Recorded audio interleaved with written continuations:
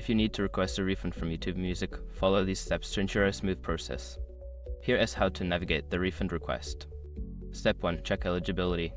Before initiating a refund, confirm that your subscription is eligible for a refund. Generally, refunds are available for accidental charges or if you cancel within a certain period after the charge. Step 2. Sign into your account. Log into your YouTube Music account using the credentials associated with your subscription. This is necessary to access your account settings and subscription details. Step 3. Access purchase history. Navigate to the account settings and find the section for purchase history. Here, you can view all transactions related to your YouTube Music subscription. Step 4. Request a refund. Locate the transaction for which you want a refund. Click on the option to report a problem or request a refund. Follow the prompts to submit your request, providing any necessary details. Step 5. Wait for confirmation. After submitting your refund request, monitor your email for a confirmation from YouTube Music.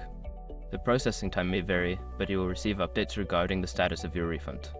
Once you have completed these steps, you should be well on your way to obtaining your refund. If you encounter any issues, consider reaching out to YouTube Music support for further assistance.